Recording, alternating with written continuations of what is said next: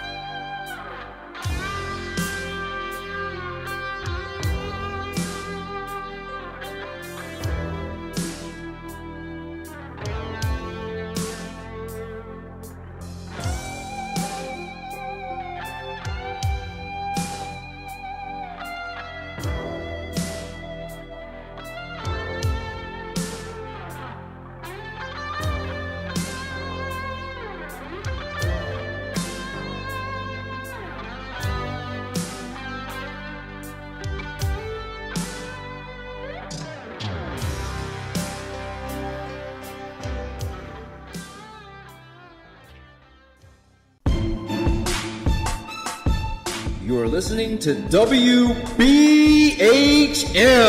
Digital Broadcasting, the best in paranormal talk, only on Paranormal Experience Radio. Broadcasting live out of Birmingham, Alabama. 5 minutes after the hour, and I am Kat Hobson, your host, welcoming you back to Paranormal Experience Radio. I am so fortunate tonight to be interviewing and enjoying my guest, Jean Clair Broida. She has written a fabulous new book, and it's an ebook so far, but it should be coming out in hard copy soon. And Paperback. Well, still mid-October before Yes. Halloween. Before Halloween. Woo. But this book is, you have included, well, it's the top 10. The Really? top 10. Meant And to you be have- provocative. Right. So, in fact, I've already had somebody on social media say, hey, you forgot this case. What about this case here? It should be in the top 10. I'm not saying it shouldn't be in the top 10. I'm just saying, let's write another book. And just to wrap up what we were saying before the break, Travis Walton is chapter 8 in my book of top 10 U.S. UFO cases. The title is actually Unknown Objects. If you head over to Amazon and type in Unknown Objects, this book should pop right up. Well, And it is the top 10 U.S. UFO cases, ordered chronologically. I think this is important for people to understand. We start in the book after World War II, 1944, 1945, and track forward to the Phoenix Lights, which happened in 1991. And by 1991 in the Phoenix Lights, this government program to suppress the truth about UFOs forever, as far as they're concerned, was it was perfected. By then it had been perfected. And many people understand, ufologists understand, that the tactic used is to deny the existence of UFOs, discredit anyone who says they do exist, or they might exist, or we could look into whether or not they exist, discredit all those people, and misdirect or redirect attention elsewhere. So you didn't see a UFO, you must be crazy to think so. It was the planet Venus. There's your typical, that's all three of those things: deny, discredit, distract. And of course, Venus is a threat to rise from the horizon on its own, separate from the other heavenly bodies around it, and park itself in a constellation and just sit there and wave, right? So, Yeah, right. With beings inside of it. Yes. Staring down. That was what was horrifying about the Betty and Barney Hill abduction story, which, by the way, they did not want to go public. They were very private people. He worked for the Postal Service, and she worked for the New Hampshire Welfare Department.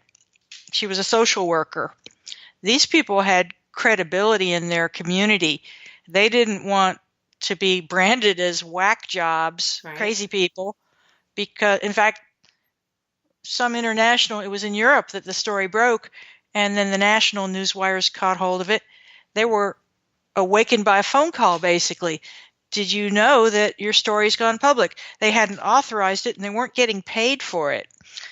So their first concern was that they would lose their jobs. Isn't that tragic? I know, right? And that was in 1965.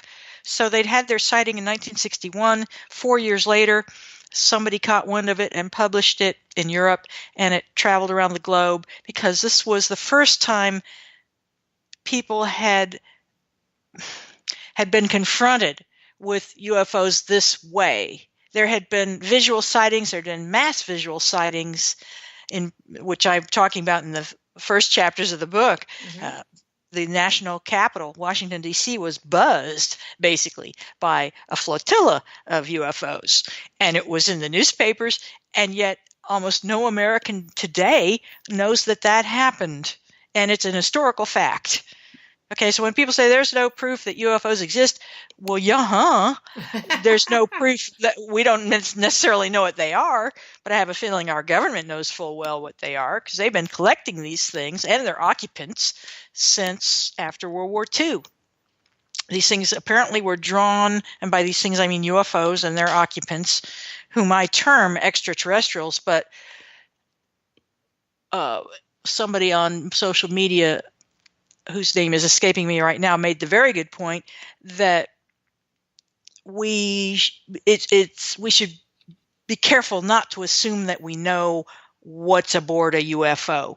Are they extraterrestrials, meaning not from this planet, or are they interdimensional or other dimensional, meaning from some other dimensional realm, or are they some other darn thing? We don't know. But for brevity's sake, and because I had to write a book, I'm calling them extraterrestrials.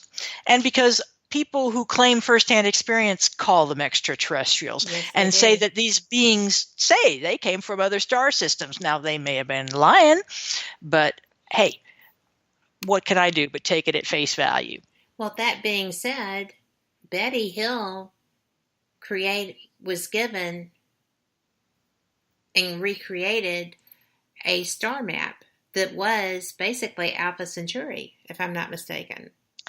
Close, very close. She was shown a star map on this ship after her medical examination. Zeta Reticuli. Which is a binary star system. There's Zeta Reticuli, and I may be Reticuli. You say pajama, I say pajama.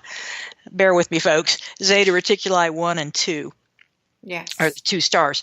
And Betty was shucking the corn with the leader of this group of people who had abducted her and shoved a needle into her navel to do a pregnancy test or collect ova. It's not clear which. A very painful procedure, which was anesthetized by this same leader, so-called, passing his hand in front of her face or laying it on her brow, I'm not sure which, putting his hand near her face, near enough to vibrate onto it, probably, emote energy onto it, and that anesthetized her. She felt no more pain. So again, we have this psychosomatic component all over the place in these stories. So she's chatting with the leader after her exam because Barney, her husband, is still being examined on the ship in another room.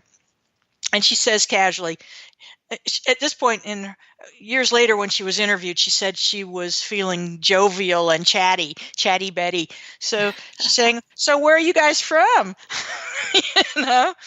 And to reply, the leader makes a star map appear.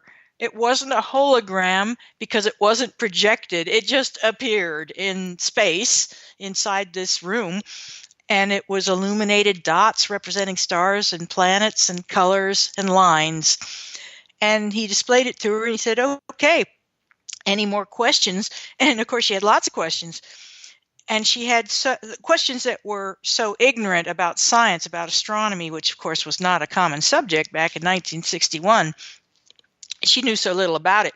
The leader, I'm sure, became frustrated, if they can feel emotions. But in any event, she said later that she felt he was disappointed. So she is attributing an emotion to him, that he was disappointed. She couldn't understand astronomy. He showed her where they were from, and he said, basically, now you know where we're from. And she said, no, I don't get it.